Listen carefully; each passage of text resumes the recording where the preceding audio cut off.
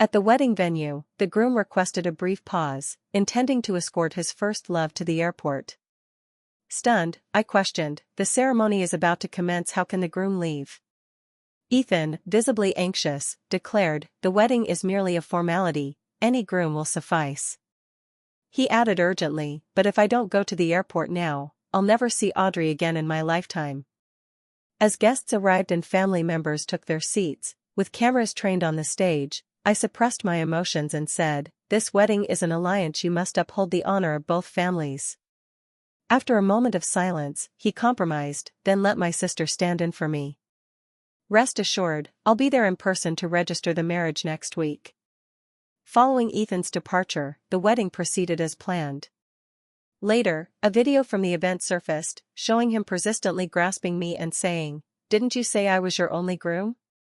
During the wedding rehearsal, Ethan listened distractedly to the MC's instructions on positioning, his attention wholly absorbed by his phone.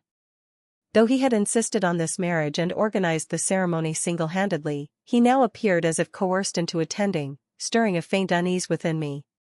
The moment his phone rang, Ethan answered immediately, responding with urgency, "Wait for me. I'm coming right now." Assuming an emergency had arisen, my heart raced with apprehension. "Pause for a moment." He called out to the staff. "I must go to the airport now." Alarmed, I asked, "What's wrong? Has something happened?"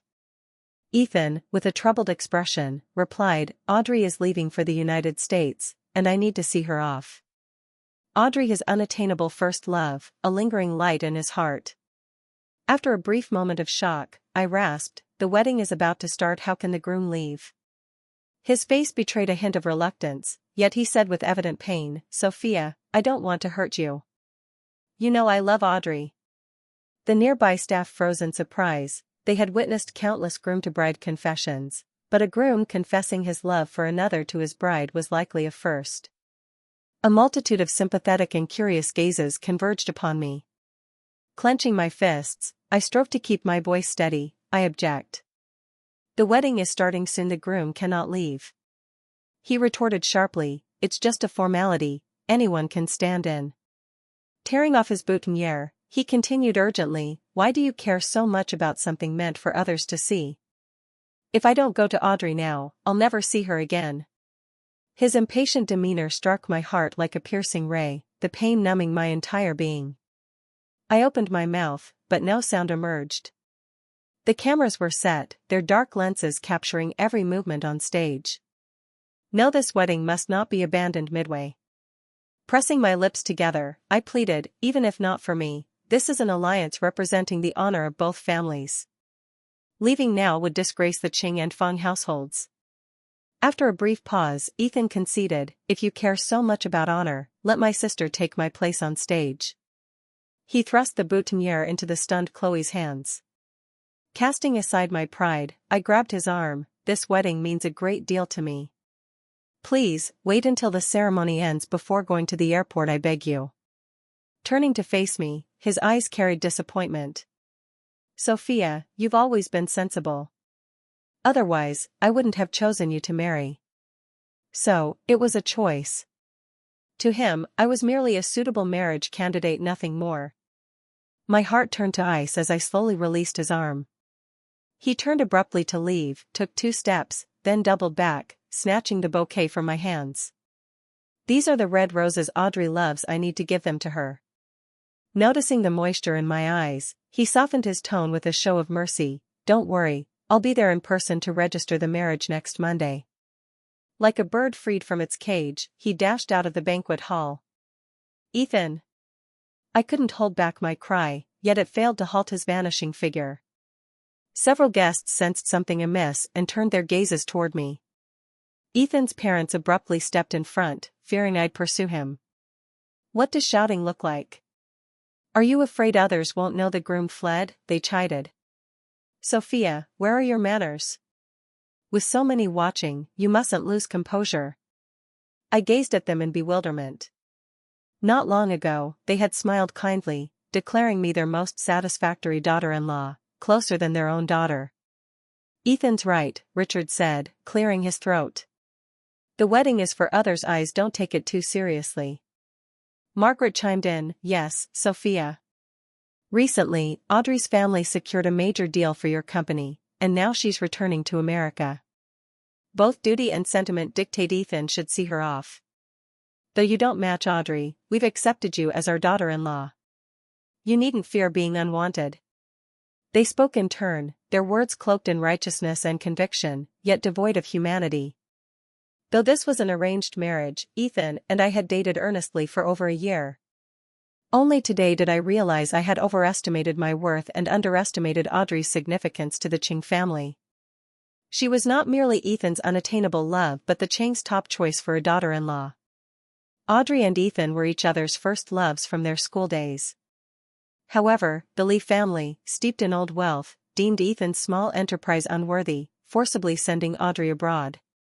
Ethan was left unilaterally heartbroken. The Ching family's aspirations to rise through this connection crumbled, losing face, prompting them to arrange numerous blind dates for Ethan. At that time, I too was ensnared by blind dates. My stepmother, 5 years my junior, eagerly pushed me into the marital abyss today, a volatile second-generation heir with a criminal record, tomorrow, a middle-aged tycoon, divorced for 8 years with a 9-year-old child. Unable to bear it, Linda, my late mother's friend, introduced me to Ethan, her husband's cousin's son. Ethan's family ran a burgeoning small business, while mine operated a traditional factory, a seemingly perfect match. Ethan and I agreed to assist each other, initially to escape the relentless cycle of perfunctory blind dates. Over time, we found our rapport agreeable. Together, we founded a company focused on designing and selling pro products. I managed internal operations, while he secured investments and marketed externally. Our collaboration was seamless. The company soon stabilized, bringing Ethan both fame and fortune as its founder. On the first anniversary of its establishment, we formalized our romantic relationship. As the business grew, the Ching family pressed for a wedding. He suggested transitioning from business partners to marital ones. My father promised half the company's shares as my dowry, swaying my heart.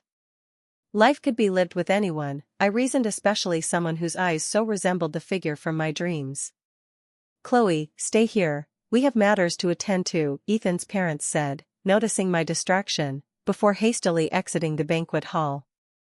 I smirked. They too recognized the shame. Helplessly, I glanced at the audience. My father, face darkened, departed through a side door with my stepmother. Meanwhile, my grandmother sat nearby, beaming at me, oblivious to the unfolding events. Raised by her, I knew her greatest wish was to personally witness my happiness. To attend this wedding, my grandmother, housebound for over a decade, had journeyed over 1,000 miles. Dressed grandly, she sat in the front row, eagerly awaiting the start. I couldn't let her trip be in vain. This wedding had to proceed. Chloe approached me with the boutonniere. A close friend, she was a candid young woman. Are those three out of their minds? She asked bluntly. Rolling her eyes, she said exasperatedly, that's why I never lived with them growing up. If it weren't for your wedding, I wouldn't have flown back from abroad. Good thing I'm clever. I'm leaving tonight. Even one glance at them is too much. Chloe stood with hands on hips, fuming. I took the boutonniere from her, the word groom stinging my eyes. Chloe grasped my hand, sister-in-law, hug me and cry. I shook my head gently. Now wasn't the time for tears. Facing this challenge, I had to press on. Taking a deep breath to steady myself, I rubbed the boutonniere's edge. The groom was gone, I'd find another. A name flickered in my mind. A staff member approached to discuss the next steps. Pack away the wedding photos, I instructed, gripping the boutonniere for courage. I need to see the sign-in list now. The staff nodded. It's at the sign-in desk by the entrance. Lifting my wedding gown's hem, I descended the stage step by step, my grandmother's eyes tracking my movements. I smiled at her, and she clapped like a child. The MC announced, please take your seats, everyone. The wedding begins in 10 minutes. The sign-in book spanned several pages. I flipped from back to front, scanning each name. Not on this page. Is the wedding still happening? Chloe asked impatiently. I turned another page, still nothing. Sister-in-law? Reaching the first page, my eyes halted. Standing upright, I adjusted my veil and replied firmly, yes. Chloe nodded. All right, I'll step in. I'll have the makeup artist give me a male look, dim lighting should work. I pressed her shoulder. You remain the bridesmaid. I'll find a new groom. Guests continued streaming into the banquet hall as lights, music, and the MC made final adjustments. I opened Facebook, scrolled to the gray avatar at the bottom of my contacts, and initiated a voice call. It was answered instantly. Where are you? Turn around. Holding my phone, I turned in a daze. Victor leaned against the wall, impeccably suited, exuding elegance. He held his phone in one hand and a bouquet of blooming pink and white roses in the other, my favorite flowers, from someone I once loved. Seeing Victor's name on the wedding invitation list left me bewildered. Ethan had described him as a distant cousin from a wealthy, enigmatic family, unlikely to attend despite the invitation. Yet an inexplicable certainty struck me: he would come. He had promised to be at my wedding. Taking 2 deep breaths to refocus, I lifted my gown and approached him. Handing over the groom's boutonniere, I asked, interested in being the groom? Victor raised an eyebrow. Are you serious? I affirmed resolutely, more real than pearls. The air grew still. I watched him anxiously, silently praying to every deity. He accepted the boutonniere, his voice clear and warm. All right. A moment later, he offered the bouquet. Sophia, happy wedding. It felt as if a feather brushed my heart, smoothing away time's creases. Victor and I once worked under the same mentor, often pulling all-nighters on experiments. No matter how late, he always escorted me back to my dorm. Near the project's end, a senior colleague's wedding coincided, and Victor caught the bouquet, giving it to me with a wish to attend my future wedding. Confused, I asked why. His eyes sparkled, his tone buoyant. Sophia, I like you. I want to be your groom. I covered my face shyly, heart pounding. So this was the feeling of a crush's confession. We confirmed our relationship. On the second day, Victor bought couple rings, earnestly stating we were dating with marriage in mind, to wed after graduation. On the third day, I returned home to find a luxurious, designer-clad woman seated prominently on our sofa. The elegant lady beckoned me with a delicate finger. She condescendingly pinched my chin while my father and stepmother fawned over her with ingratiating smiles. Only then did I learn Victor's identity, heir to the billion-dollar Chin Group, its sole successor. My father never dreamed of forging a connection with the Chin Group. A mere crumb from them could fatten our modest company. Her gaze settled on the ring on my middle finger, a mocking smile curling her lips. For Victor's path, your background doesn't even qualify as a stepping stone. She flung my face aside like trash, and I instinctively moved to retaliate. My stepmother, swift and practiced, slapped me hard, sending me sprawling to the floor in disarray. The lady tooted disdainfully, turning to my father. 1 ring for the contracting rights to 300 malls under the Chin Group. How does that sound? My father nodded vigorously, as if a bobblehead, nearly bowing in agreement. With a cold sneer, she appraised the grief and fury on my face, crooking her finger. My father instantly understood, acting like a decreed eunuch, snatching the ring from my hand and presenting it with both hands. Rest assured, no one will obstruct Victor's path. I dared not obstruct. I needed my father to cover my grandmother's upscale nursing home costs and to safeguard the company my late mother founded. The romantic trope of forsaking family and the world for love belonged in novels. I wouldn't indulge it. A fruitless relationship was best ended early, for both our sakes. After the lady departed, my father oversaw me sending Victor a breakup text, citing careful consideration of our incompatibility and my impending move abroad, unwilling to sustain a long-distance relationship. Victor called to plead, asking if I was serious. I replied, more real than pearls.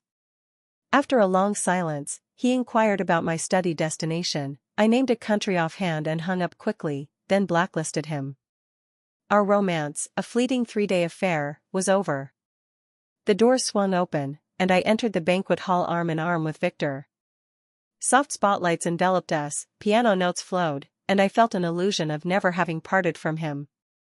In our graduation year, with both families' consent, we married smoothly. When the MC prompted the groom's introduction, the man beside me declared resoundingly, "Victor." Today, numerous businesspeople attended, and murmurs rose from the audience. Fearing someone might challenge the groom's name, my breath grew tense. Victor calmly took the microphone. "A printing error misnamed the groom, pay it no mind. This wedding features bride Sophia and groom Victor. Guests at the wrong event needn't leave, food is still provided." Applause and laughter erupted below, easing my heart abruptly. He remained as reassuring as ever. Victor followed the MC's cues with a practiced ease belying any first-time nerves. During the family address, my frail grandmother shakily stacked our hands together. Victor called out heartily, "Hello, Grandma." She murmured, "Yes, yes, that's it." When it was my turn to address his family, Victor initiated a video call. The elegant lady appeared on screen, her eyes widening in shock upon seeing me. I chirped sweetly, "Mom." After settling my grandmother, I sat in the hall in my toasting attire, lost in thought. Wanting to thank Victor, I called, but no one answered. Awakening from this dream was painful. He'd acted with me to comfort my grandmother, I shouldn't ask for more. Yet why did my heart ache? Large tears fell onto the unanswered phone screen. A breathless voice sounded above Victor.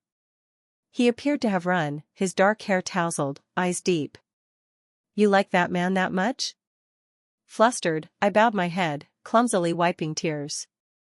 "Just, moderately."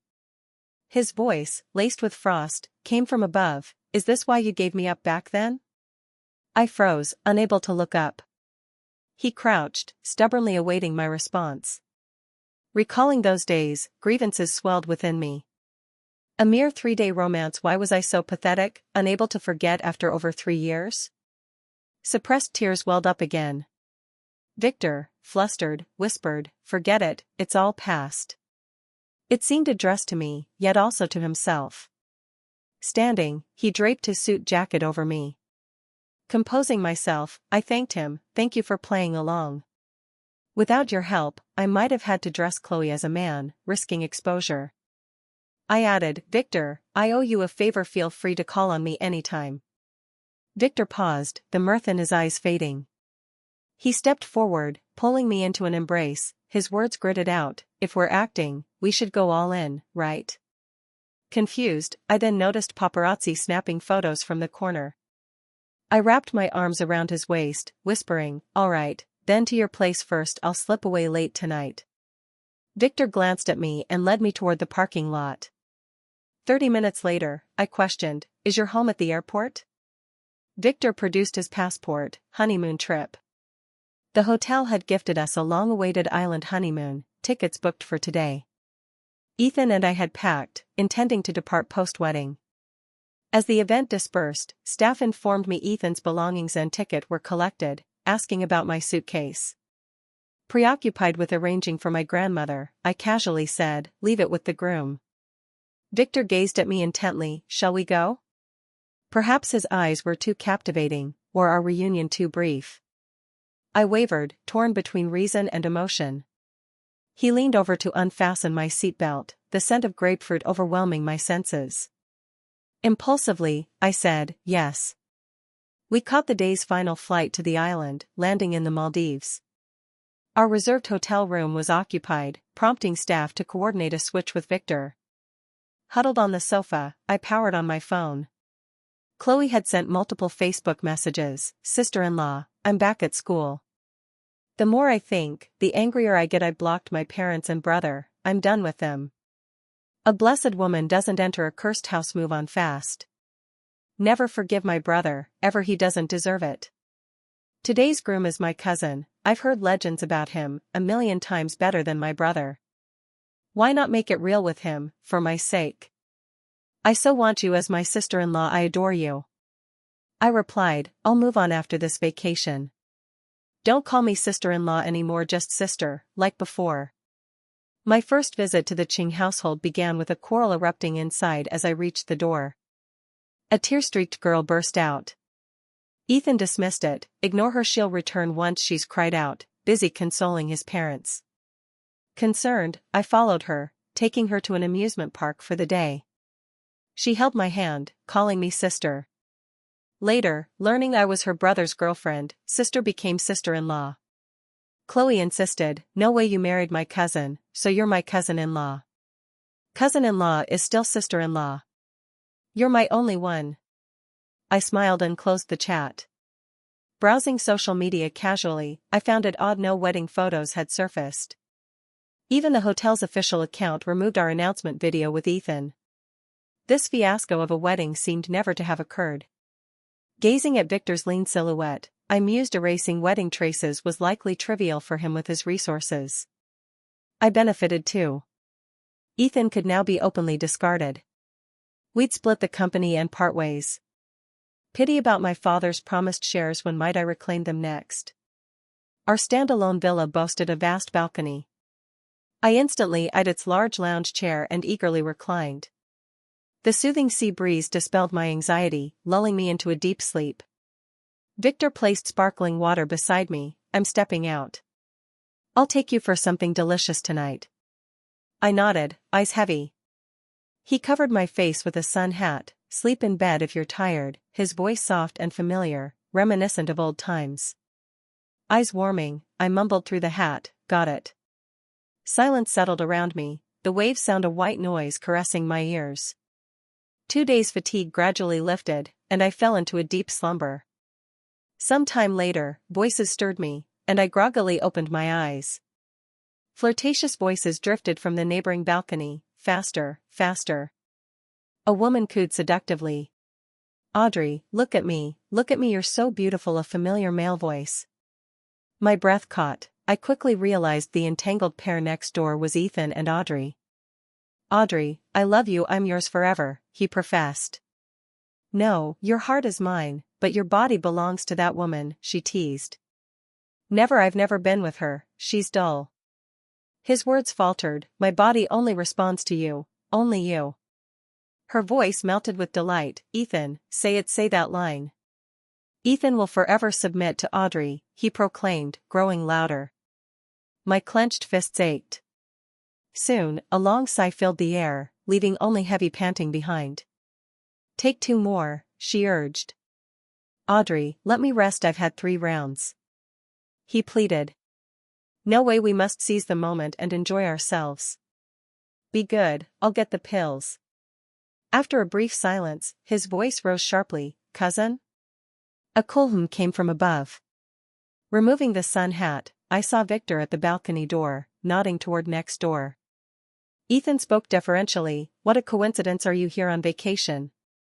Victor glanced at me, replying evenly, "Honeymoon." "Oh right, I saw in the family chat you got married." "No photos or videos, cousin, you're so discreet." "Did you marry a celebrity?" Victor chuckled, "I haven't hidden a thing." Ethan stepped to the balcony edge, possibly peering over. "Is sister-in-law there?" "I'll say hi." I instinctively turned away. "Next time, when she's ready," Victor said, tilting his chin. Ethan laughed awkwardly. "I'll wait for your call," then tactfully retreated indoors. I sat up slowly, rubbing my eyes to shield my face. "Cry, and I'll toss you into the sea to feed the fish," Victor said icily.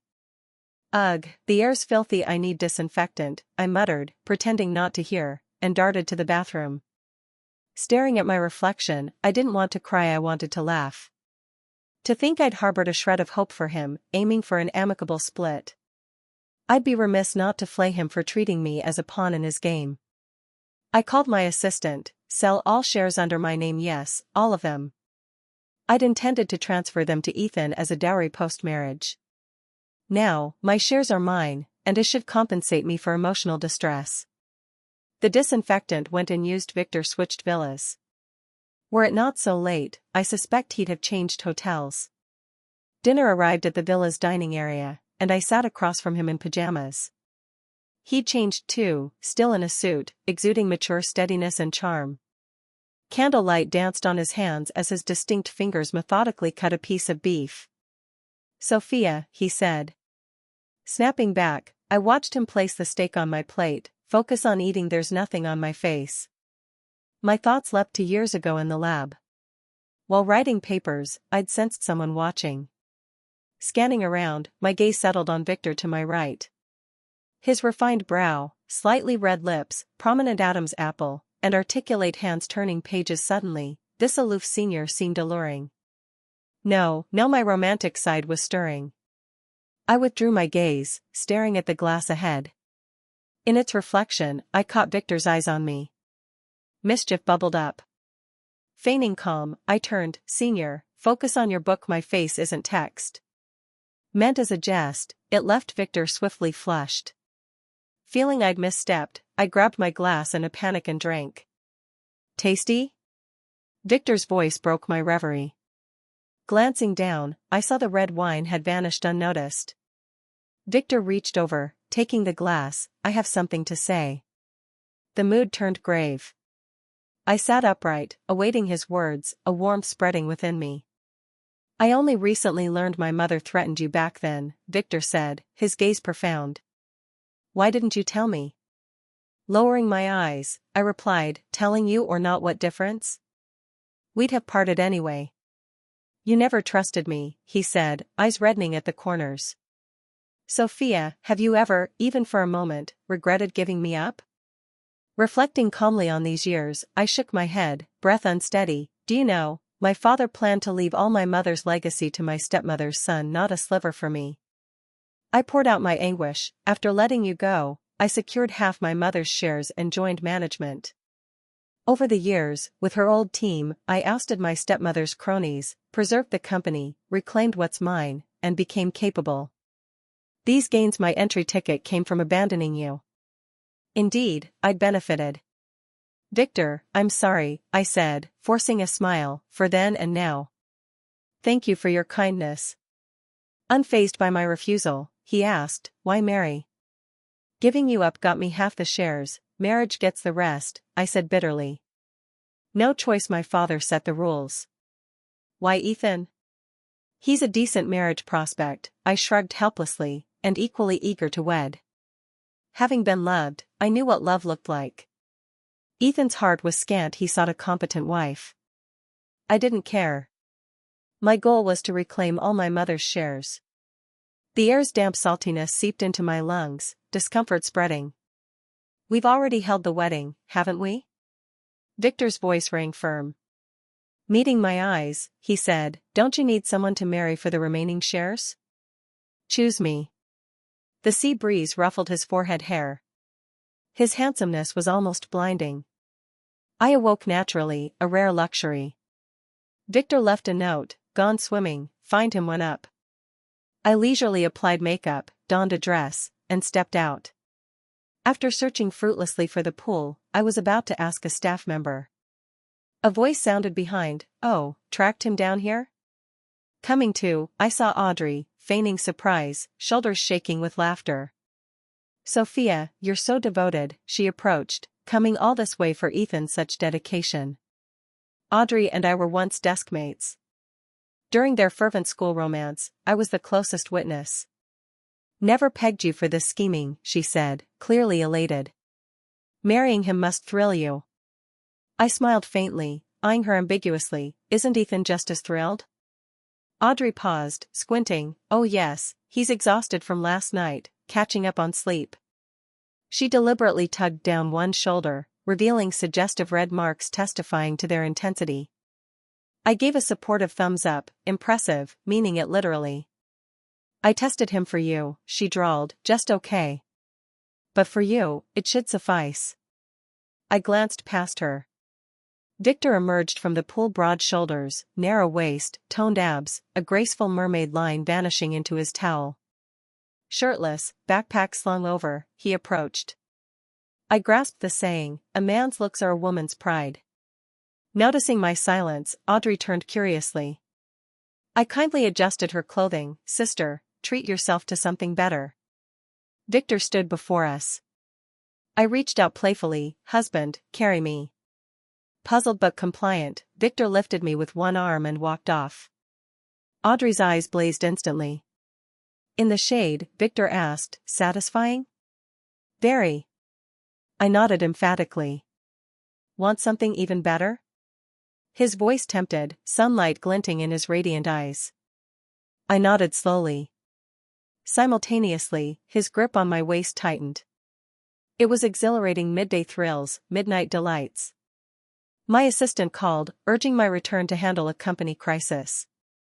I first tempered Victor's ardor, assuring him we had time ahead. The plane landed, and Victor's phone rang incessantly. I sent him to fetch the car, agreeing to meet at the gate. While waiting, engrossed in selecting phone photos, I didn't notice Ethan approach until he accused, skipping the company to chase me in the Maldives. I glanced behind him empty. Where's Audrey? Didn't return with you? He bristled as if stung, rapid fire, don't think so lowly of people. Audrey's long gone to America, I went to the Maldives alone. You all pressured me too much, I just needed a break. I know about the wedding. He reached for my hand, my cousin covered the wedding, you didn't lose face. We're even now. Didn't you say I was your only groom? Recalling past jests, he vowed, we'll redo the wedding later, I'll be there myself to fulfill your wish. If memory serves, we've broken up, I said, raising a hand to refuse. Be someone else's groom, leave me alone.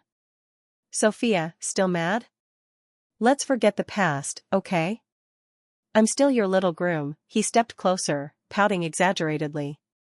Perhaps too much exertion fried his brain. I wanted to throttle my past self for finding him tolerable. Catching a lethal glare peripherally, I sprang back a meter. Ethan advanced still. A black SUV honked sharply. Victor stepped out, irritation etched on his face as if seeing a specter. Ethan's eyes lit up, greeting eagerly, Victor? Victor stowed the suitcase in the back, nodding curtly. I wisely took the passenger seat. Victor slammed the door shut. Ethan pressed against the window, Sophia, get out, I'll drive you back. The wedding's already troubled Victor, don't be immature, I snapped, flashing a middle finger. As the window rose, Ethan yelped, don't go, I need a ride back, Victor. Steering one-handed, Victor mused coolly, a fine marriage prospect? Want to move your things to my place? Victor relented, dropping the jest. Is it convenient? I asked cautiously, your big villa, any spare rooms? I wasn't ready to face that elegant lady again. A school-assigned flat, not a villa, Victor said with a lazy smile. Will you mind? Of course not, Professor Victor, I gazed at him, it's an honor. Ethan and I had bought a wedding home near the company. Boxes packed from my place remained unopened, I had movers take them away. Ethan called, his tone sour, Sophia, why aren't you at the company? A big order's about to cancel, come quick. My assistant explained, Audrey's big order demanded a half-price cut at signing, or it'd be scrapped like a duck flying to your mouth, reviving, and tearing off a chunk before escaping. I told my assistant to reject the discount. What's the point of me checking? If it's cancelled, so be it, no loss to us. No way. Ethan insisted, it's a Lee family order, we'd do it at a loss. I rolled my eyes, speechless, then called out as a mover lifted a box, sir, gently please, electronics inside. What are you doing? Ethan asked. Moving. Ethan fell silent. Is this a threat? His voice turned frantic, I'll register with you, isn't that enough? Who'd marry you? Bad luck. I hung up. He called again, I blocked him. Victor arrived with grapefruit leaves, playfully brushing them over me. I suspect you're hinting at something, I said. Pulling me close, he replied, I'm stating it outright. My clothes joined his wardrobe, black, white, and gray aligning harmoniously. Need to grab the household registry from your place? I asked, taking fruit he offered. After graduation, I moved my registry out, now it's just mine, Victor said casually. Biting a blueberry, I asked, why?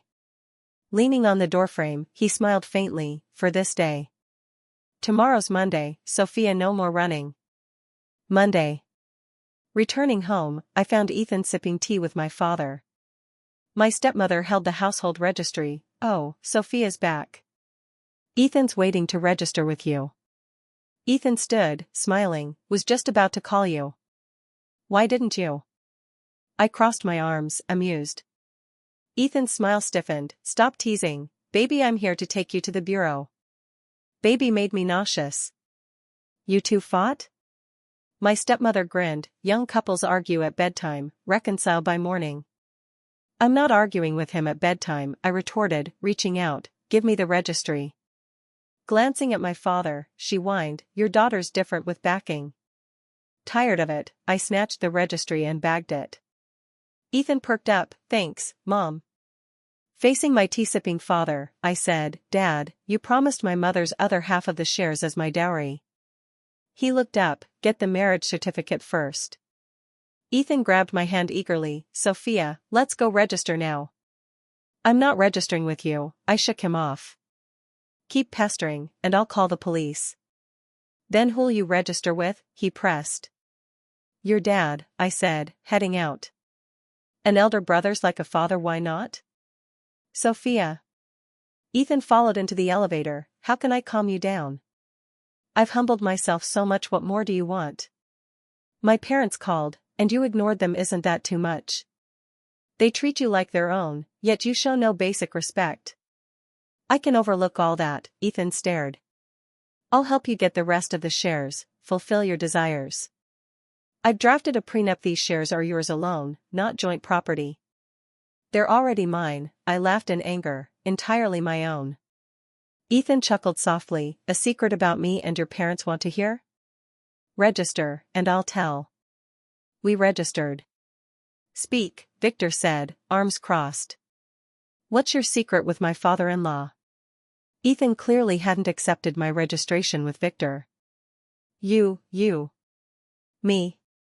If you won't talk, we're leaving, eager to meet the parents. Victor, impatient, said, your father had us register first, then transfer shares, making them marital property, half mine. Ethan faltered guiltily. I signed a contract with your dad. Within 3 years, I'll transfer my half to your brother. When? I clenched my fists. Before we started dating, he admitted. If I didn't agree, they wouldn't let us be together. Ethan pulled up the contract's digital copy, sliding it to me. Sophia, for you, I'd relinquish those shares. Your family's a swamp, no one truly cares for you. I'm different. From start to finish, I've coveted nothing of yours, I want you. Victor coughed. What, I'm dead to you? You transferred my shares to someone else, then claim it's for me? I restrained my fury. Ethan, don't be so shameless. If we married, wouldn't your shares be half mine, and mine half yours? Ethan grew frantic. For you, I'd give them up. Did you ask if I'm willing? I'll compensate with my shares, you can have them all, he said, moved by his own words. Victor sighed impatiently, cutting off Ethan's fervor. Without that contract, your dad wouldn't transfer the shares. Ethan asserted, only marrying me gets you your shares back. I trembled with rage, so many shameless souls, all mine to encounter. Victor soothed, reclaiming what's yours needs no outsider's consent. Victor, you underestimate the Fong family's tactics, Ethan smirked. Victor glanced at him. Mind our family affairs elsewhere. Leave. And stop confessing to my wife. My father scrutinized the certificate with a magnifying glass. Victor. The Chin Group's Victor? His eyes nearly glowed. Dad, we're family now, call me Victor, he said respectfully, shaking my father's hand. Am I dreaming? My father beamed. You married Sophia? Victor took my hand. It's me. Our family's tied to the Chin Group now?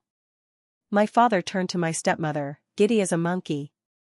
She pored over the certificate, desperate to prove it fake. You've seen the certificate, when do I get the shares? I pressed, eager to conclude this. My father's demeanor chilled, eyeing Ethan outside. You said I had to marry, not who. I stared into the old fox's eyes. Or are you displeased with Victor? Victor looked at my father cooperatively. No, not at all, he denied hastily. Becoming in-laws with the Chin Group is our gain, how could we be dissatisfied?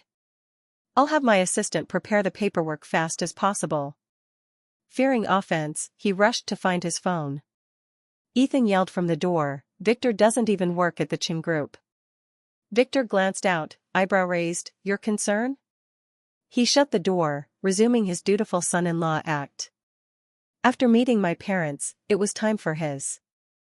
The elegant lady, still stunning, claimed the sofa's center. Abroad without a word. Starting a business without a word. Married without a word?